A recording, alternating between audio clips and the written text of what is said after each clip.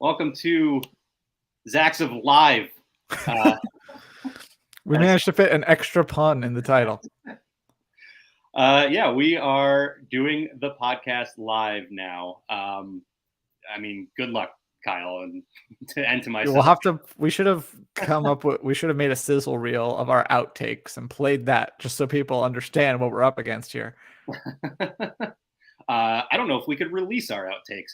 Well, they'd be censored. Fair. Okay, that's true. I think we've done that before, right? Also, if you are an avid listener, JC, you might notice the numbering is a little bit off. That's because this is Quantumania episode. We're traveling in time, and totally not because we messed up the numbers of the episodes in the past. So, this is episode 65. I'm just learning of this.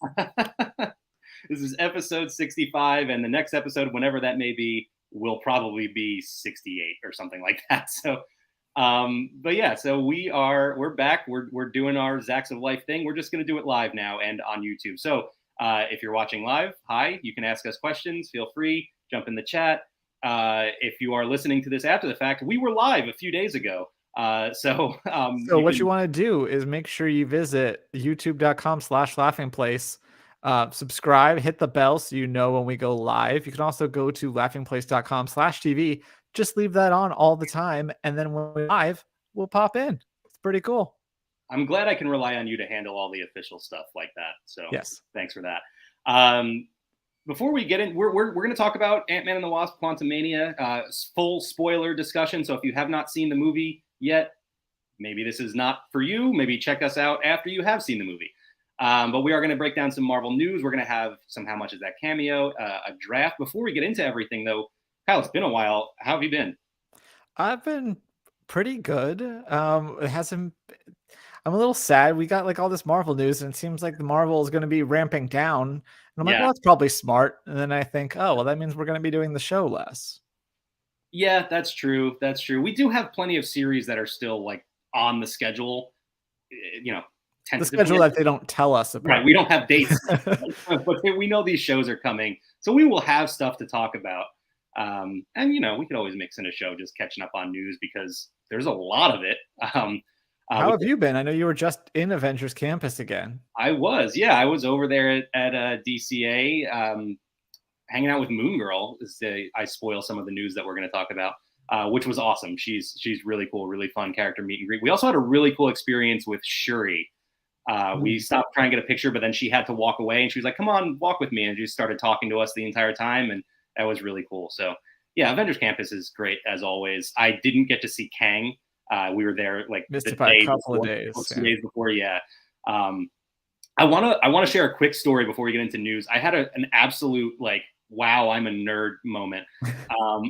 So I was listening. Are you familiar with the podcast How Did This Get Made? Yes, very much. Okay. So they were talking about, I don't even remember the name of the movie, but they're describing a character, and Paul Scheer says he kind of reminds me of that X-Men character. Who is it that I'm thinking of? And immediately I was just like, Gray Malkin. He's probably thinking of Gray Malkin. That's what this description sounds like.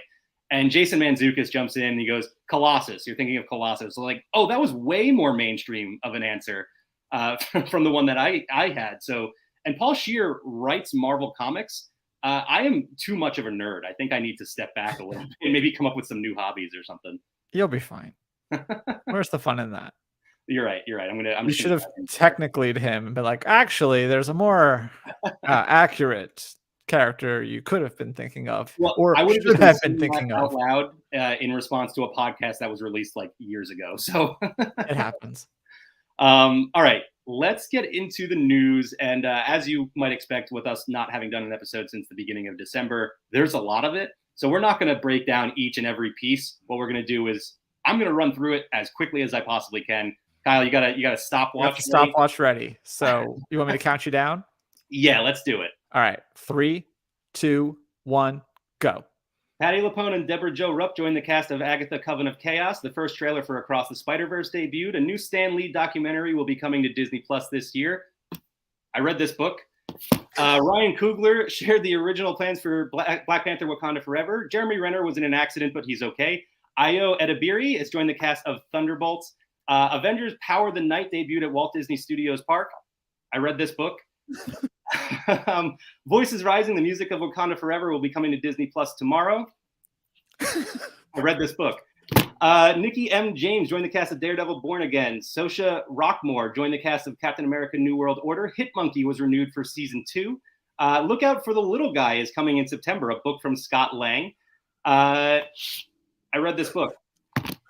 Assembled Wakanda Forever debuted on Disney Plus. Assembled for Wakanda Forever debuted on Disney Plus. Moon Girl and Devil Dinosaur debuted on Disney Channel and Disney Plus. Moon Girl also appeared in DCA. The new Guardians 3 trailer came out with the Super Bowl. Jon Favreau got his own star on the Hollywood Walk of Fame. Thunderbolt Ross will be president in Captain America New World Order.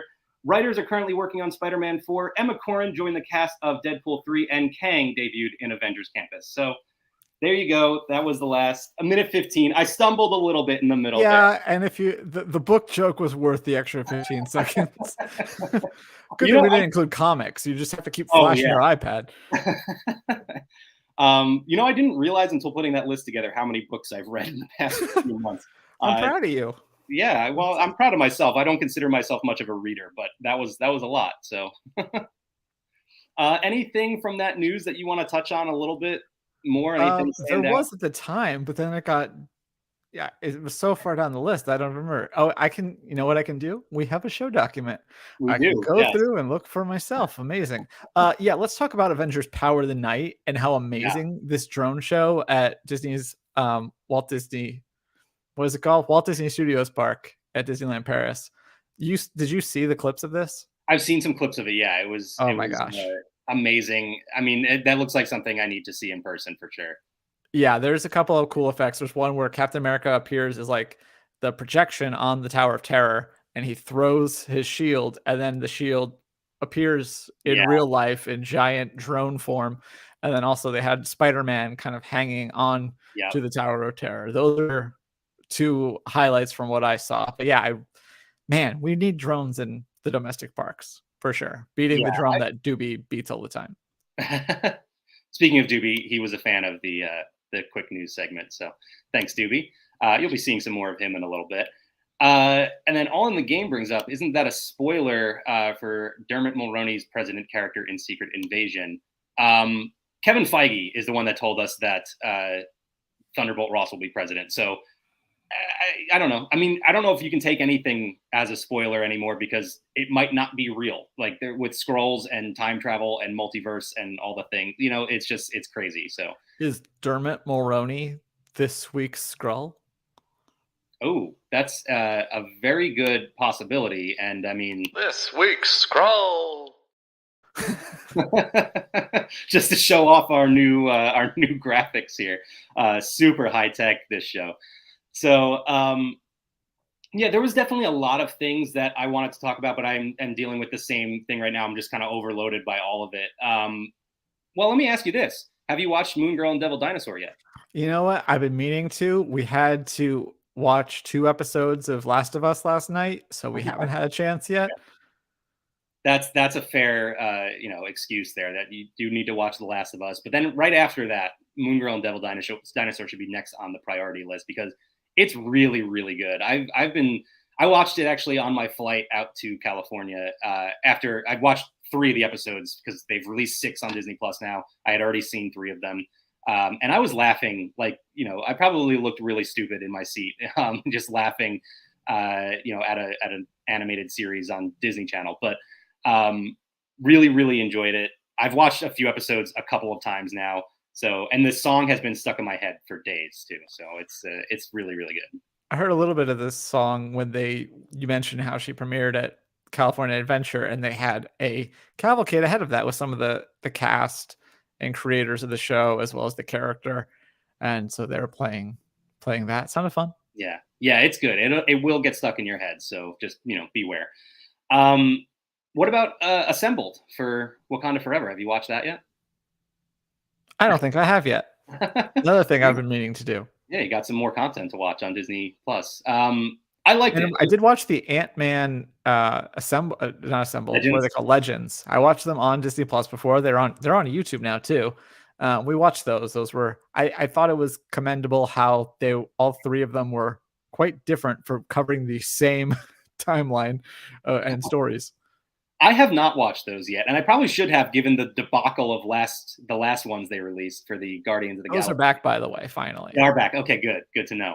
Yeah, I haven't checked that out in a while, but all right. We probably have a lot to talk about, and with this being a live show on LPTV now, we have a little bit of more of a time restraint than what we've dealt with before. So let's get into our discussion of Ant-Man and the Wasp: Quantumania, and again, this is going to be a spoiler-filled discussion. We do have a spoiler-free review on laughingplace.com that you can check out. If you have not seen the movie yet, now would be a good time to maybe mute us. I don't know, or just come back and subscribe, hit the bell, and peace out. Yeah.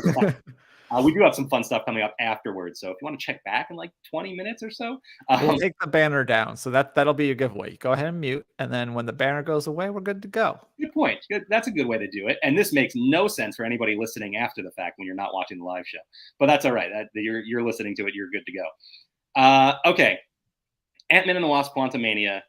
Felt like the anticipation for this movie was at a real high. Like this felt like the big launch for the next saga of the MCU. And well, I want to give it a letter grade. I'm curious. Oh, wow.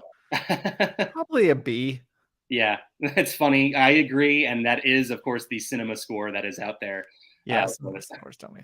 Yeah. No, I mean, it wasn't my favorite entry, but there was a lot to like. I obviously, with a story like this, it's not going to have the same type of Ant-Man humor throughout, but I thought that they did a good job of injecting it in the right places. Mm-hmm. So yeah, I enjoyed it. And like Kyle was talking about this with Doobie, just like I now look at the MCU as a book, and I don't just like read a chapter and be like, well, I didn't like that as much as the last chapter, so I'm going to stop reading. Sure. It's like, no, it's all part of the larger story. I'm just like along for the ride at this point. Yeah, and this movie especially much more so than any of the other recent, films like Eternals, Shang-Chi. They all were more standalone type thing so far. Obviously, they're going to play bigger roles going forward, but they were introducing new characters. And Kevin Feige even said Phase 4 was more about like experimenting and playing around in different genres. And so that allowed them to do that. With those kind of projects, they stand on their own a little bit more. This one really is just a building block for what the next saga, the multiverse saga, is going to be. So I agree. I enjoyed it. There were things I didn't like about it as a standalone movie, and we'll talk about that a little bit more. I want to talk about first. There was a cameo in this movie that probably nobody at Laughing Place, at least, and I don't know, maybe somebody watching or listening is familiar with this or caught this when they saw it. But Ryan Bergara, who is a fairly well-known YouTuber, was with BuzzFeed, has a very popular Unsolved series. He showed up in this movie just as like it was him and his wife, the couple that bought Scott Lang dinner at like some restaurant in the very beginning, that montage where he's like showing how everybody loves him. And he just, he raises his glass. I was like, what is going on? How is he in this movie? So that was really cool. That got both me and Jess, who are big fans of Unsolved and Watcher, that got us excited. So that was really cool. That is cool. That's funny because then wasn't the other guy named Ryan was in Ms. Marvel? The other guy named Ryan. I think his name is Ryan. The one who was like hosting the JerseyCon. He works for like Marvel. Oh yeah. Ryan Panagos. Yeah, well, that's different because he works for Marvel. So well, I know, but I'm just saying it's funny if there's two like social personalities named Ryan who. Yeah, absolutely. Or these properties. It is funny. I didn't even make that connection, but yeah, that is funny. Luke noticed him. Luke noticed. Yeah. All right, Luke. We might be talking about some Unsolved or something in the future, unless you're talking about. Oh no, sorry, that's all in the game. That says Ryan Panagos. Okay, so one of the big differences between this film and the previous Ant-Man films is stakes are much bigger. Like we said, this is sort of the stepping stone, the launching pad for the multiverse saga going forward. I don't know, how did that compare? Were you able to even compare these to the previous Ant-Man films? Did it feel so different? I guess it kind of does and also kind of doesn't, which is a total cop-out of an answer. The character, I mean, you have the core characters, but I guess the thing that's missing is like jumping ahead, really thought we were going to go to Luis thing as far as for a tag. I thought that would be amazing. I mean, I say expected it. I mean, I didn't really expect it, but if it happened, I'd be like, yeah, I called that. But yeah, I mean, you have the core characters, and I feel like that's that. Well, except for obviously it's a different Cassie. I thought she did fine, but I'm just like, it's a little different dynamic. Sure. I don't know. It makes sense. Like how are you going to keep doing the same thing 3 times? Yeah, no, I agree. I mean, it was an interesting choice to make Ant-Man sort of the big pillar of this when the franchise. All these puns, by the way, we're just going to keep saying big, small, and. I think at this point they're not even puns anymore. They're just, they're just accepted as what they are. I have a theory about this, but I'll talk more about it at the end about why Ant-Man actually makes sense for this story. Okay. All right. Besides the fact that it's the quantum realm. Right. That was what I was going to say. Is I'm just yeah. Yeah. No, I agree. It definitely. The core characters are there. The idea of family, like this whole thing. It's Fast and Furious. No, it was Fast. They showed the trailer for Fast and Furious, and Beck and I looked at each other. They said family. I'm like, that's 1. I said again, I'm like, we got to 4. There might have been a 5th snuck in there, but at least 4 times in the trailer. I didn't see that. I saw this at the El Capitan theater, so they did not show the Fast and Furious theater. Did you get a curtain show though? We did get a curtain show, yeah, and a mini. You might have saw the Laughing Place tweet. We got a mini organ out on the stage, which was really funny. That was cool, but yeah, no. So there is this the idea of family is really the story of these Ant-Man films, as All in the Family or All in the Game, All in the Family points out. Archie Bunker says. Well, those were the days. But yeah, so it does stick to that sort of core of the Ant-Man films, but it's still, it's such a ironically bigger scale because they are shrunk down into the microverse more or less. So, and you mentioned the core cast. I wanted to point out too, because I will forget as we move on, that David Dastmalchian is in this. He previously played Kurt. Now he is the voice of Veb. And I feel like nobody, without paying attention to casting beforehand, nobody was recognized that voice as Kurt. So no, it was to the point where we're getting near the end of the movie, and I'm like, oh, we still haven't seen him yet. I'm like, oh, maybe he was a voice, and I don't think I would have guessed that he was. That's the ooze monster, the one with the holes. Right. I thought maybe, I didn't exactly know who he was, but I was expecting to see him in person for some reason. Yeah, no, it was definitely an interesting choice to have him play that character. He joins a small group of people who have played 2 different characters in the MCU now. 2 very different characters too. All right, I don't know how much more we can get into this movie without talking about Jonathan Majors and Kang. By the way, my favorite quote unquote review of the movie or social reaction was just somebody that actually works for Marvel tweeted, here's my reaction to Ant-Man and the Wasp: Quantumania, and it's just a 1-second clip from a Paul Rudd interview saying Jonathan. That was it. That was the whole review, which I'm pretty sure was from an old interview where he was coming up with different names for his aunts, and he said Jonathan. So it was really funny to make that callback. But interesting. All in the Game says thought William Jackson Harper was a little wasted, to be honest. Yeah, I agree. I mean, I really like William Jackson Harper. I think the character was entertaining. He just didn't get a whole lot of screen time. So we don't know that that's William Jackson Harper. He is. He was the mind reader, the telepath. Okay. Yeah. So he was a fun character. He just didn't. Please stop thinking about that. Yeah. There were some really fun moments with that. That are, probably more realistic to what telepathy would be like in the real world. But so yeah, let's talk about Jonathan Majors and Kang. Because I feel like that is the standout. That's, everybody has been, like we mentioned, those critics' scores are a little bit low for this movie. Well, for the MCU, they're very low. But I think the positivity is all being directed at Jonathan Majors and his performance as Kang. What did you think? I thought it was interesting how it was similar. Like you could tell that it was the same Kang, obviously, but the accent was different. Obviously the way he acted was different. So it was really interesting kind of challenge there. So I guess now we have to keep them all straight.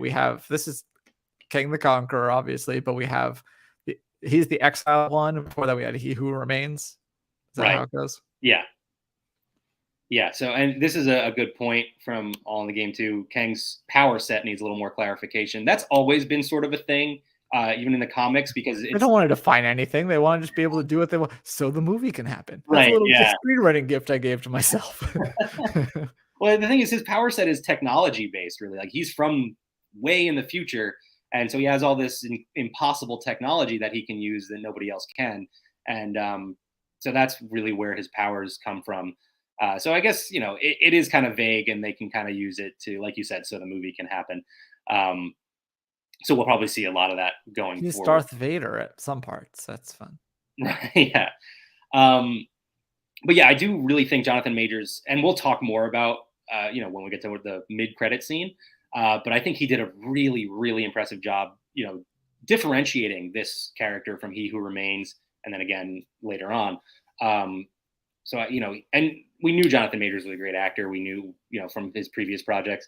So I wasn't surprised, but I was definitely very happy with the performance, and really excited now to have him as the big bad going forward in one way or another. I guess we'll find out exactly how, but yeah, definitely a great casting and a nice addition to the MCU.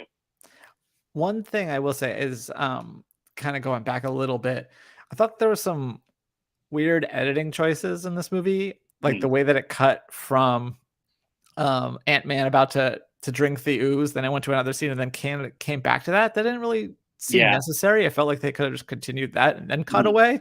I don't know if they're just trying to make the ooze seem more dramatic, but that didn't really work for me. That was like one of the things that stood out. But I love that that character that David voiced, and the ooze was kind of a fun conceit, I guess, a little screenwriting gift they gave to themselves. Yeah, I like the idea of a drink that makes you understand all languages. That was you just drank me. Oh. And then you can get that at El Capitan. Did you buy one? So no, I was actually there for a fan event. What we did actually get the ooze sippers, but we didn't get ooze. I think they just gave us the sipper. So I didn't even actually know that there was a special drink until seeing that it was at Avengers Campus afterwards. So I'm not sure if they had it at the El Cap. I have to go back and look. Icy. Okay, all right. No, I don't know. I'm just saying, like, maybe they could just put cherry icy in it. Why not? You can ask Mike about it. He's probably still got some all over himself. Soiled shirt. Yeah, when you talk about the weird editing, there was also just, I think the first act of this movie, they kind of made Jan Van Dyne a little bit of an annoying character. It's like the entire time was just like, oh, he's coming. He knows we're here. I've wanted to tell you all this stuff. Well, tell us already. Can you just let your family know what is going on here? What have you been saving them from by not giving them this information? I feel like they dragged that out a little bit too long, to the point where it got a little annoying. All the game agrees with you. Oh yeah, there you go. The trope of not telling the others valuable info about Kang ASAP. Yeah. Good point. So yeah, that was a little bit of an interesting choice, and I'm just gonna jump ahead a little bit because there was another thing that bothered me. I felt like there were some unnecessary flashbacks. Like they flashed back to the previous Ant-Man films at different points, and the one that bothered me the most though was, as they're going through the quantum realm, Michael Douglas keeps getting these, or Hank Pym keeps getting these like signals, and he's touching his ear, and you're like, okay, that sounds just like his aunt's. And then they reveal later on, like expired. Different. I've been getting these different ants, ANTS. He's like, I've been getting these weird signals, and I just figured out it's the ants. I'm like, really? We figured that out a long time ago. And they started showing us the flashbacks of him getting those signals. Like, okay, that's probably part of the reason why Benji said that this was, even though this is, obviously so far down the MCU now at this point, but they still need to make entry points. So if you're like, I'm going to jump in on phase 5, I've seen a couple of Avengers films, and now I'm going to see what this is all about. Then I guess you have, the Ant-Man movies, as much as we love them, they haven't always been the most popular. So I guess if they're trying to up it to a blockbuster status, then they kind of need to do a little bit of that to make it more accessible. Sure, that's fair. And I think that makes sense for flashing back to the old Ant-Man movies. But this one was like, I don't know. I felt like they were hitting me over the head with it. And like all in the game said, yeah, trust the audience to be. If you haven't seen Ant-Man on TBS at this point, I don't know what you're doing. I did also appreciate that in Ant-Man 2, there's the whole montage with the Partridge Family theme, and in this one we get the Welcome Back Kotter theme. So we're just making our way through different TV shows. Just waiting for the Facts of Life theme to get in there, and then we're, kind of all golden. Yeah. We got to talk. Our turn to be a cameo in the thing. We got to talk about MODOK. Yeah, I want to know your feelings on this, because obviously you have way more invested in the MODOK verse than I do. The MODOK verse. Yeah, he wasn't as entertaining as the Patton Oswalt one, but that's because that was an impossible bar. There was the big reveal that it is Darren Cross. It's Corey Stoll's character from the first Ant-Man movie. So it was really cool that they made that come full circle. Different for MODOK, but then again, we don't really know much about MODOK in the comics, so kind of fair to give him a sort of, I guess, a retcon. So it was cool. I think it was handled very well. They had the right amount of humor in there with him. They teased his intro. I think he. What did Bill Murray's character? By the way, Bill Murray's in this movie. Yeah, he's not a human. He's a mechanical. Yeah, well, he says they're sending the machine or the hunter after him. It's like it's a machine. Mechanical organism designed only for killing. And people, as soon as they said that, people in the theater for me were just like, "Oh yes!" So that was really cool. And then, of course, you get the moment where he's talking to Scott Lang. He's like, "It should be MODOK." Yes. That was one of the things, like those sort of exchanges, that reminded me. This is an Ant-Man movie. It's still Scott Lang. Yeah, when they really focused on Scott, it did feel small like that. Like again, no pun intended, but it felt more like that contained Ant-Man type of story, because it really is like all about that character. So yeah, it definitely had its moments. One, I gotta bring this one up because it's my favorite joke in the history of the MCU, and they actually called back to Captain America: Civil War when Giant Man goes down and he shrinks back down normal size and says, "Does anybody have any orange slices?" So that's my favorite line.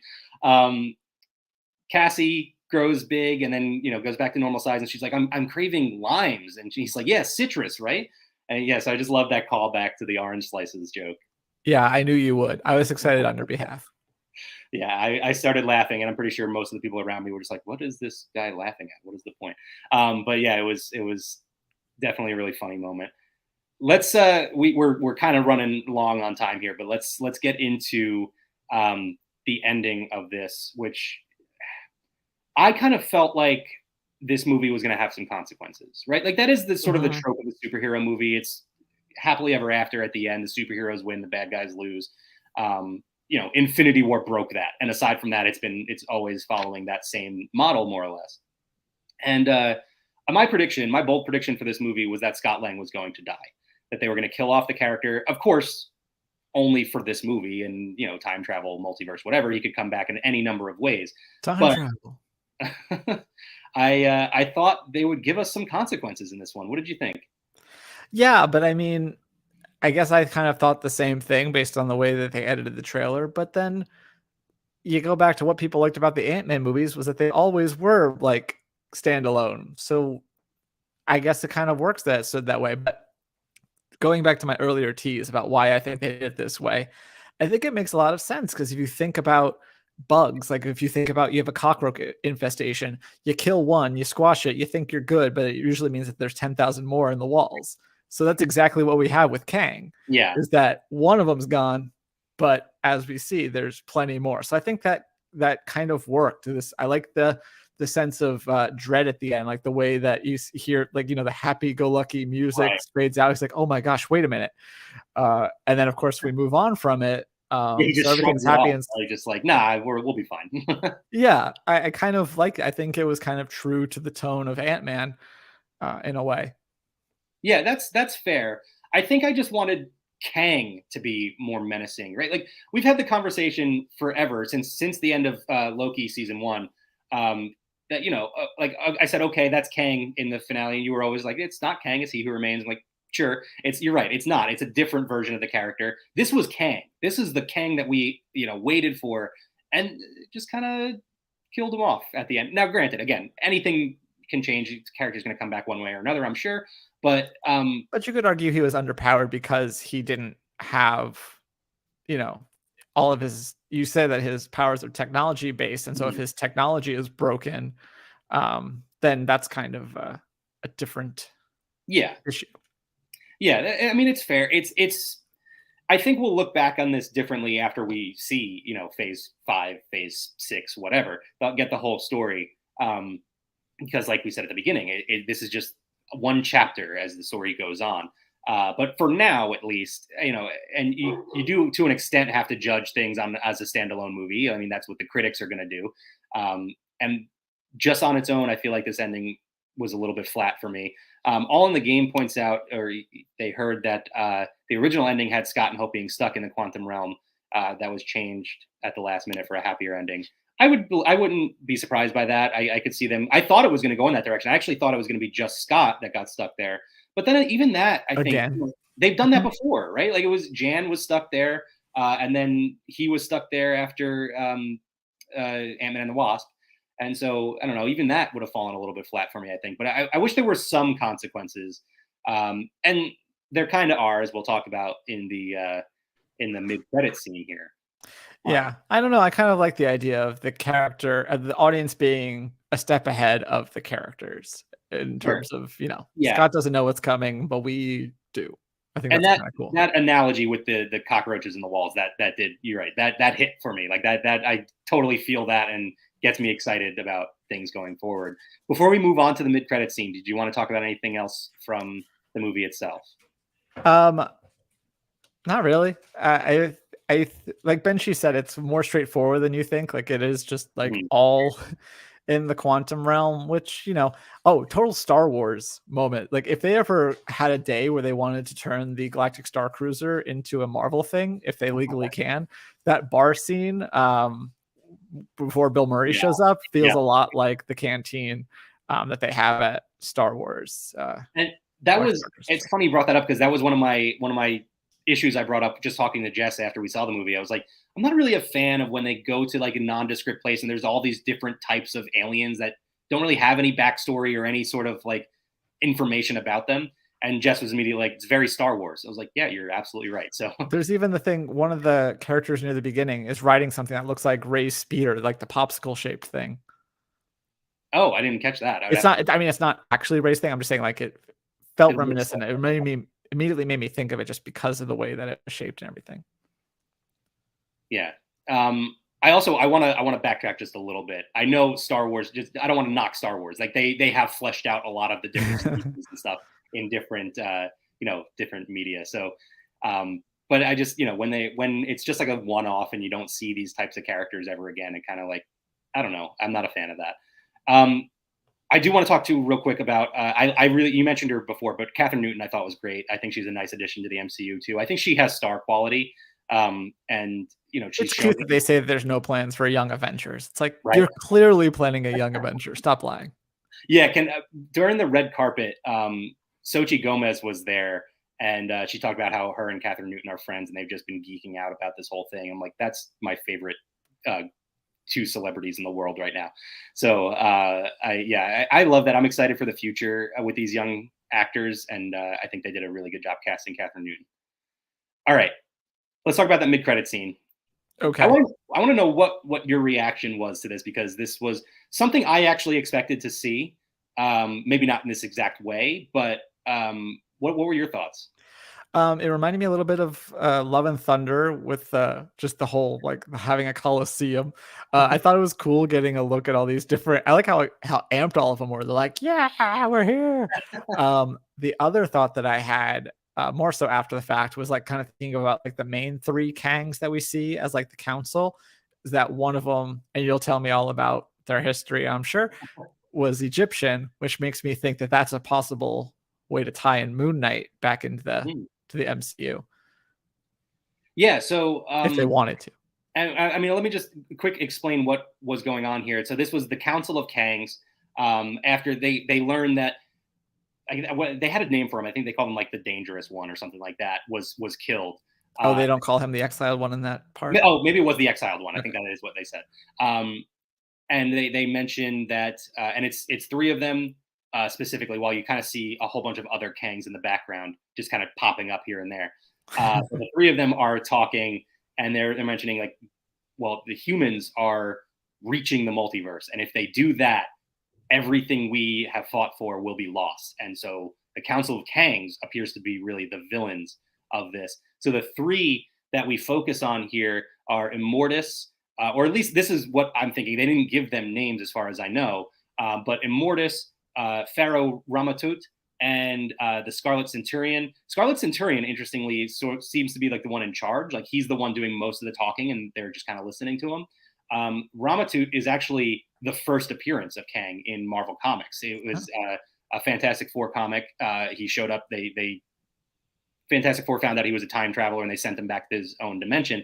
And so then he eventually went on to become the Scarlet Centurion. He became Kang. He became Immortus, and a whole bunch of other different versions of himself. So it was really, really cool to see these three here. And actually, Ramatut specifically was one that I had on my list of 10 Marvel things I want to see in this movie. There you go. So I'm very happy that one showed up. And again, this goes back to we're talking about Jonathan Major's performance. It felt like these were different characters. These didn't feel like the same guy. So I thought he did an awesome job in just this one scene.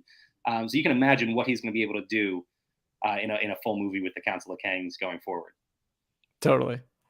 And you mentioned, like, again, the cockroaches in the wall. I mean, there's hundreds of Kangs that we see in this scene. So I'm really excited to see where they go from here. And then we got the post-credit scene. And I'm going to have to rely on you for this because the scene happened. It's Victor Timely, another version of Kang, giving a. I thought it was going to be Questlove at first, just based on the front. I was like, oh my God, Questlove in the MCU? That sounds fantastic. Yeah, he's just performing in the 1920s or wherever it was that we were at that point. But he's given some sort of presentation, seemingly on like time travel technology, and we cut to the crowd, and there's Loki watching him, and he seems surprised, like that's him. And that was all I heard. I know we saw Loki and we saw Mobius in the crowd. Yeah, the crowd erupted in my theater. I heard nothing from this scene after that. There wasn't a whole lot more. Mobius is just kind of like, oh, that's him. Like you said, he sounded dangerous, or like he's just kind of like, that guy, really? And that's all. That's what I took away from it. So you didn't miss a whole lot. But yeah, Mobius is just kind of like that. That's the one you made sound like such a big deal. Well, it obviously got a lot of people excited for Loki season 2, which, I mean, we were already looking forward to it because that is still probably my favorite Disney Plus Marvel series. And season 2 just looks like it's going to be awesome. Want to hear my theory for this second season? Yeah. I think Loki is going to have to make Kang happen. Kang is the new Fetch. Yeah. Brains. So, yeah, I think they're going to experience the attack of the Council of Kangs and know that the only way they can stop them is by having the actual Kang. And so Loki, rather than stopping Kang, is going to have to make these events happen that created Kang. That's just my thought. It would be a pretty cool story, I thought. It kind of ties back to, I had a thought earlier in the movie when they talked about Kang being exiled. I was like, I bet the Avengers exiled him here. And it's, this happens at the end of Kang Dynasty, and it's happening, back in time in this movie. That would have been really cool too. But I think we got our answer. That was the council that banned him. Do you think that this was just a scene from Loki season 2, or do you think we won't see it again? It's actually just an end credit scene. I'm not sure because we've seen them do both before, right? So it's definitely possible that will. It felt like a scene from the show to me. It did, yeah. It felt like it could fit in there. It's just a matter of, I mean, we don't know. Like with the way season 1 ended, we have no idea where the show is going to pick up. Like there's so many different ways they can go. So definitely a possibility that we have that exact scene show up in the show. Maybe I'll be able to hear it that time. You'll see it on Disney Plus in probably like a month. That's true too. Yeah, I'll see Hopefully it. I'll see it month and a half. Yeah. All right. Anything else on Quantumania before we wrap things up? I did really enjoy it. It had some things that I think as a standalone movie didn't hit quite as well. Yeah. No, I think that's fair, but I think it's still a lot of fun, still worth seeing. Still glad I went to go see it on opening night and while eating pizza and French fries at the Alamo. Nice. I am jealous. I do wish we had the Alamo Draft House, including the thing from Paul Rudd ahead of time where he says Ant-Man, and he really says that nice. his pet peeve is that there people don't put a dash in it. Ant-Man and the Wasp. That's funny. I love they included that. All right, taking the banner down now. No more Quantumania spoilers from here on out. Are you ready to get into our games? Is our guest ready to get into our games? That's a much better question. Hopefully he is, because going to go ahead and hit the drop now. How much is that cameo? Holland. Yeah, for those of you listening with the video on Laughing Place YouTube channel and LPTV, we had a little puppet Tom Holland show up, because probably our favorite cameo we've ever had. Favorite? Yeah, sure. Sure. Let's bring on our guest. So we're going to do How Much Is That Cameo? And our first live show, we had to bring on what is probably the only Zzzax of Life all-star, right? Like, has to have the most guest appearances. So welcome, Laughing Place founder and my best friend, Doobie Mosley. Very good. Very good, Mac. It is a pleasure to be here. You know, I did found Laughing Place. I do pretty much do everything, but it is nice every now and then to come down and talk to the people who kind of work on the bottom floor. So thank you for having me. You're the new Walt Disney. Yeah, you mentioned you do everything, but literally today we have 4 shows on LPTV, and you're on all of them. So. Yeah, that's not intentional. That won't be happening again. No one wants to see me that much, including myself. Well, you have, like I said, I think had more guest appearances on Zzzax of Life than anyone else, so you know how much of that cameo works. Kyle, I do. Who is our cameo today? Well, this is a very special one because I've been sitting on this one for nearly 2 years. I've been waiting because I knew he was going to be on Moon Girl and Devil Dinosaur, and had just, never. It took a long time to come out. So, unfortunately, this person's no longer on Cameo. Their page still exists, but they're not accepting things. So this is going to be How Much Was That Cameo as of April 2021 when I wrote this down.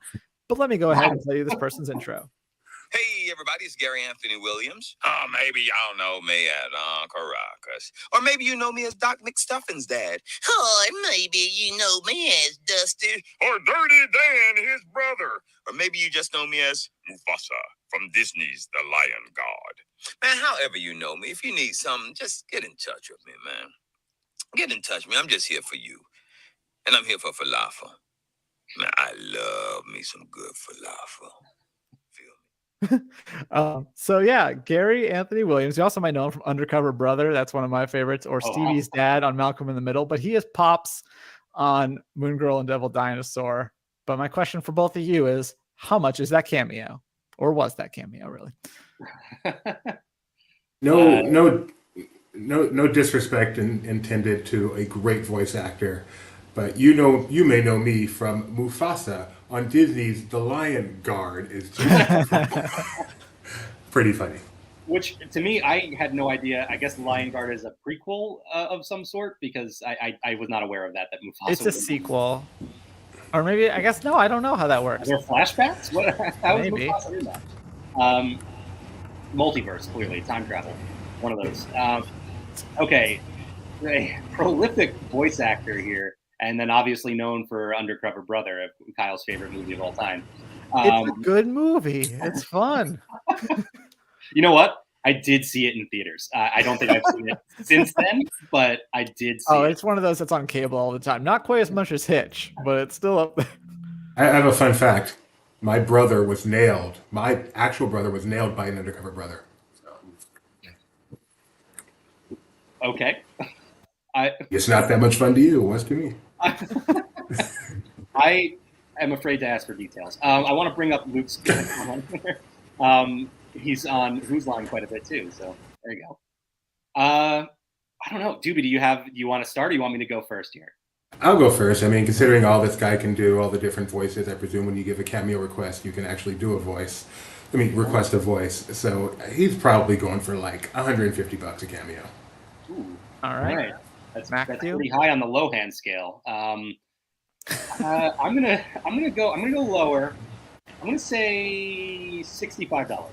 $65. All right. Well, then the winner of this first ever live How Much Is That Cameo on the Zzzax of Live is Mack, because that cameo was $60. Oh, so close to both showcases. So close. All right, well, I'm wrong. You know what? It happens. It's been a while, Doobie. It's all right. We're all a little bit rusty right now. But speaking of, are you guys ready to draft? Yes. Interesting draft, but yes. What if I told you we were putting a team together?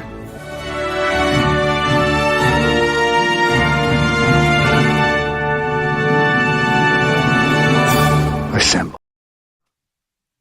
Graphics.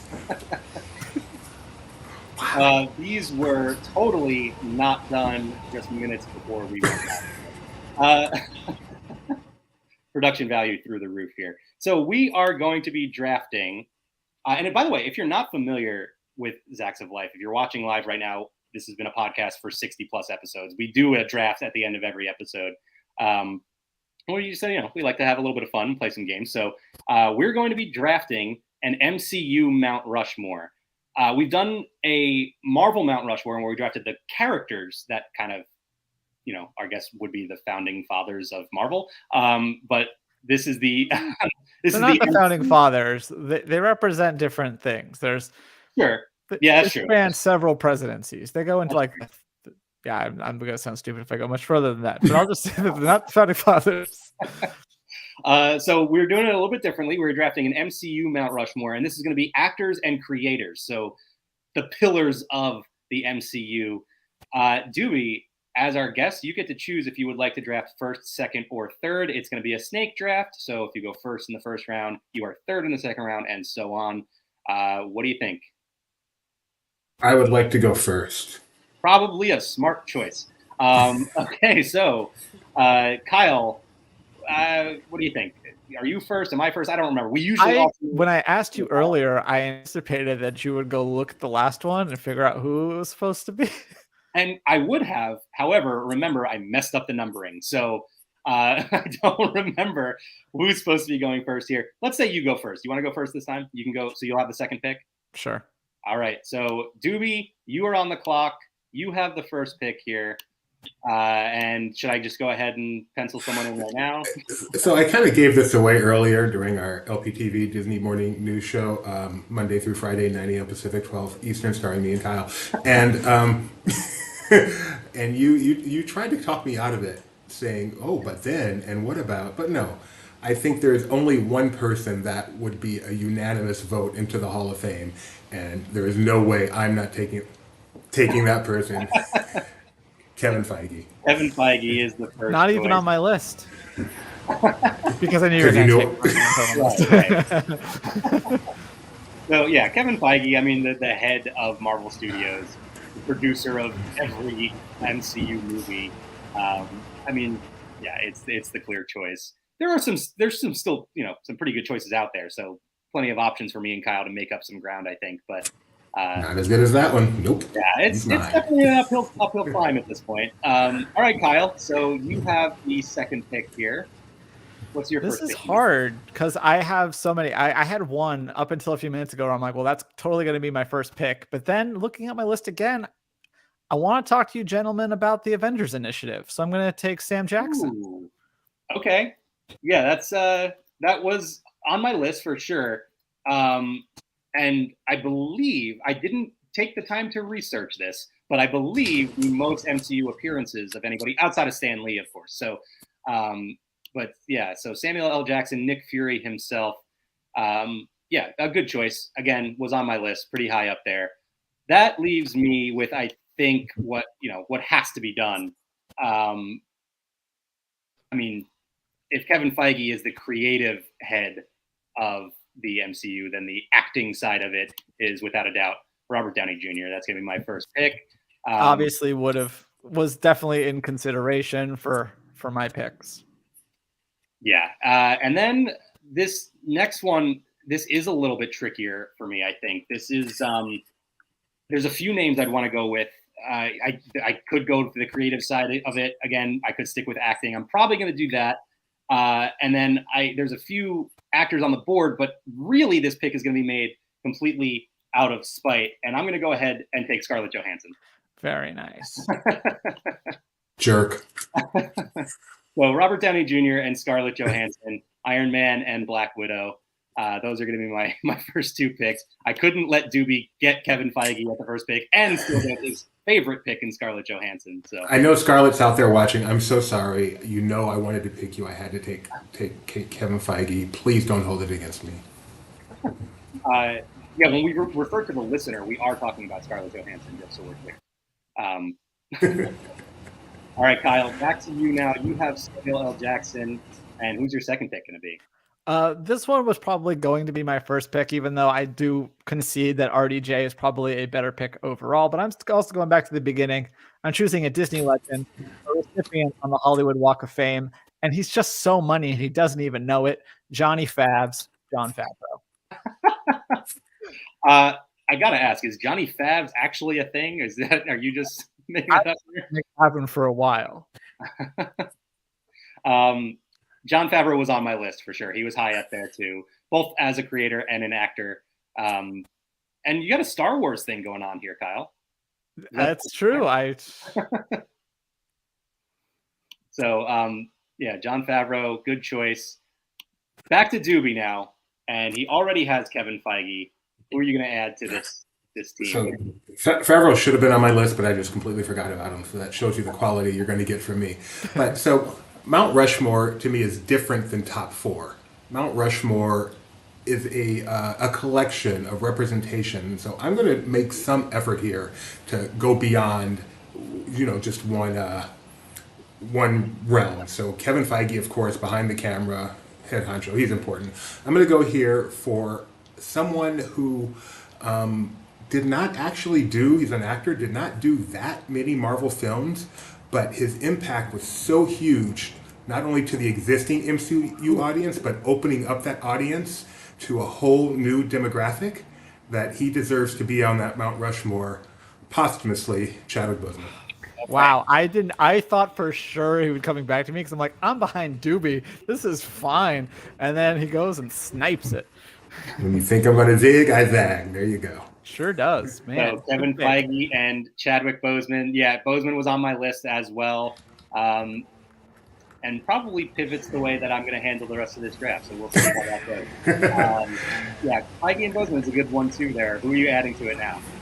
All right, so this one's a little bit more off the beaten path, but again, I want to be I can't think of the word I want. It's not representative, but I just want to have a wide representation. So I guess that is the word I want. You took ScarJo from me, and that's okay because I actually like this choice better for this case. Why? Ooh. Because she not only excels in the theaters, she excels on Disney Plus, and once again took Marvel in the MCU to another group of people, those who maybe don't want to go to the theater, but would like to sit down and watch WandaVision. She kicked off the MCU in a big way, and I'm going to go with Catherine Hahn. That's the pick. We got it. I thought about Catherine Hahn because she was Agatha all along, but I thought of something similar for same thing, Doobie. Elizabeth Olsen. I got a great collection here. You guys are trash. I got such a good collection here. I can retire now. I have a Mount Rushmore of 3, and I'm the winner. Wow. Well, wow. you know, doing it live and amping up the trash talk this time. For another second, I thought Doobie was going to snipe my next pick too. Oh, Rebecca's top pick remains on the board. That's crazy. Wow. I think I'm going to abandon the tickers here because I just put Elizabeth on Kyle's team. So that might be. There's Doobie's right there. All right, Kyle, we are back to you now. Elizabeth Olsen was on my list, by the way. A good strong pick there, so I like it. Kyle, you have Samuel L. Jackson and Jon Favreau. Which Star Wars actor are you going to pick next? I don't know if they're in Star Wars. I don't think so that I can think of, but correct me if I'm wrong. Well, no, I'm a little inspired by Doobie's picks there. And so in the same vein, expanding the MCU, and also, I mean, there's so many qualifiers. I'm not going to try to get this exactly right, but I'm just going to say that my pick took the MCU higher, further, and faster. I'm going to take Brie Larson. You know, as I went to type this, I almost started typing Carol Danvers because that's just who she is. And I mean, she's gonna be in Star Wars, right? Like, wasn't that And she's in Scott Pilgrim. So okay? And your actual favorite movie ever, right? it's up there, top 5 for sure. All right, so That's a weak pick, by the way. Samuel L. Jackson, John Favreau, Brie Larson. I want to. I'm losing. It's okay. I want to catch up on a few comments here too. Rebecca says Johnny Favs would have been on a high on her list. Actually, no, from living with her, it's J Favs is how she refers to J him. Favs. J Favs. Well, Johnny Favs sounded like a Boston thing, because Johnny Favs. I like them apples. But then, yeah, as Doobie pointed out, Rebecca's top pick remains on the board here. So I'm really curious about who that is. And it is probably somebody that I want to pick, but I feel like I've kind of hit that note already as far as my Mount Rushmore goes. So I don't know if I'm going to go in that direction. I'm not sure where to go from here because, I already have 2 actors. Most of the creative side of things has been hit. I'm going to, you know what? I'm going to do this. Because only one MCU film has been nominated for Best Picture to date. And I'm going to go ahead and grab the director of said movie. I'm going to take Ryan Coogler. The Coog approves. And you're getting Doobie seconds. Wow. Okay. No, I did. I was considering Chadwick Boseman, but actually, when you were saying that, I was thinking I already have a couple of actors. I want to get someone behind the camera, and so Ryan Coogler was the first one that came to mind. There was another director that I thought about, but kind of tough to pick. I'll bring it up in honorable mentions unless Kyle or Doobie take them.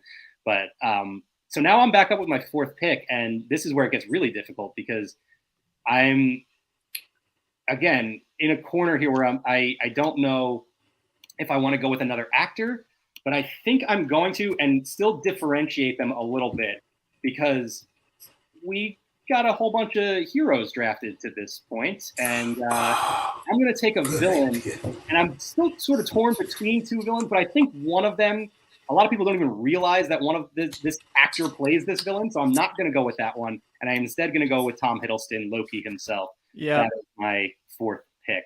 So Robert Downey Jr., Scarlett Johansson, Ryan Coogler, and Tom Hiddleston is my lineup. All right. Well, I'm going to have to, before I make this pick, I'm going to have to, I don't know if I have it in here because I'd have to change brands. So never mind. I was going to play my own technically thing. And I swear this was on my list, but I do need your approval because it's, I agree with All in the Game. I want to pick Marcus and I was going to either do this or the Russo brothers. I think the ampersand means they do it together. They're credited together. It's one. You can do half and half face if we have to. I'm okay with I like that. the idea of having writers in addition to a director and some stars. I think that makes a lot of sense. That is a good choice. And I had the Russo brothers on my list, although I did specifically put Anthony Russo because I think he's slightly more recognizable of the 2 of them. But yeah, I guess we can let Kyle do that. He finds the loophole in every draft. He's drafted LeBron James before, so yeah, okay. So Marcus and McFeely, that is your writing duo there. So yeah. I like it. All right. So Doobie, back to you. Like I said, I'm just abandoning the ticker at this point. Okay. So this wasn't initially on my board, but when you mentioned villains, I'm like, of course I need to have a villain here. So put me down for Ben Kingsley. Just kidding. Yeah, okay. You had me for a second there. I thought you were going to do it. No, I'm going to go with just a straight ahead mainstream actor, probably in my opinion, second only to Downey in terms of his importance to the MCU. And I think just like Downey, the charisma he has off screen plays a really large part in how popular the MCU is. He's such a lovable guy, either when he's buff or fat. I'm going with Chris Hemsworth. Okay. Hemsworth was on my list for sure. It's a good pick. And I thought about using the differentiator of like, well, he's the comedy guy at this point, right? Like he's the funny one. So, that's true. Yeah, he was up there. I am a little bit surprised. I wonder, was that Rebecca's number 1? I'm curious. I am curious too. Especially, I'm curious if that was Rebecca's number one. You bet I'm curious. Well, listen, I don't know. Scarlett I would not be Johansson- surprised if her number one was either James Gunn or Chris Pratt because I know how much she loves Guardians. Can't Okay. do Gunn now. I thought about that, but if him being the head of DC, it just doesn't make any sense to put him on an MCU Mount Rushmore. Yeah. But let's go through our teams, and I have a few honorable mentions. Yeah. So Doobie got Kevin Feige, Chadwick Boseman, Elizabeth Olsen, and Chris Hemsworth. A very solid lineup. Kyle got Samuel L. Jackson, Jon Favreau, Brie Larson, Marcus and McFeely. I wonder if they've written any Star Wars stuff. And then I have Robert Downey Jr., Scarlett Johansson, Ryan Coogler, and Tom Hiddleston clearly winning the nickname battle here. But John Favs? I don't get anything for Johnny Favs. That's a way better. Samuel L. Jackson definitely has a few nicknames that we can't mention live on the show. So. I've had it with these birds on my nose. We, as always, will have this poll up on the Zzzax of Life Twitter account at Zzzax of Life Pod, so you can go and vote for who you think won this draft. But any honorable mentions, anyone? Doobie, you got any? Yeah, when you mentioned Stan Lee, I thought, he kind of belongs on there. Yeah, maybe if there were 6 or I thought about 7. But he's obviously not particular to the MCU other than his cameos. The guy who plays Coulson, whose name I would have had to look up if I chose him, he was really important to me in connecting the MCU with the audience. He was our guy. And, again, if there were a few more heads on there, he would have made it. James Gunn was also on my list. But I decided one off-screen was enough, and I got the first pick. So. We wouldn't have the fanfare without my top pick. Is she saying Michael Giacchino? Is that who does the Marvel music? Who does the Marvel music? Well, Alan Silvestri does the Avengers theme, so that could be. I didn't think to look at composers. That's an interesting choice. That is genius. I did think about. Wow, just forgot his name. What? Okay. Also directed for Disney Plus, so there you go. Giacchino, right? Yeah, that's a good one. Oh, that is a good one. I think Silvestri would be, because he did the Avengers theme. I think that is the higher one for me. But both would be good picks. If I had thought of composers, they would have been on my list for sure. Yeah. Who would be, other than Loki, who's not even really a villain anymore, is he? Who would be the top villain actor? Because Thanos, like you said, no one knows who plays him. Right. Who would be the top? Who would be the actor? Yeah, Michael B. Jordan would be a good one as Killmonger, very recognizable. Or now Jonathan Majors, and if you give it 5 years, and then Jonathan Majors. Yeah, exactly. Okay. I had Russo's on my list. Chris Evans just kept there. Chris Evans was the one that I was kind of like, I wanted to take him, but I already took RDJ. He's trying to look like him. If people didn't hate my Brie Larson pick enough, I also thought about Paltrow, because I heard them talk about how when she came aboard the movie, kind of raised the caliber of it. She's nominated for things, and so that was kind of a big deal. And then I thought it'd be fun if we had Edgar Wright, but it was just an unfinished sculpture. That would be really funny.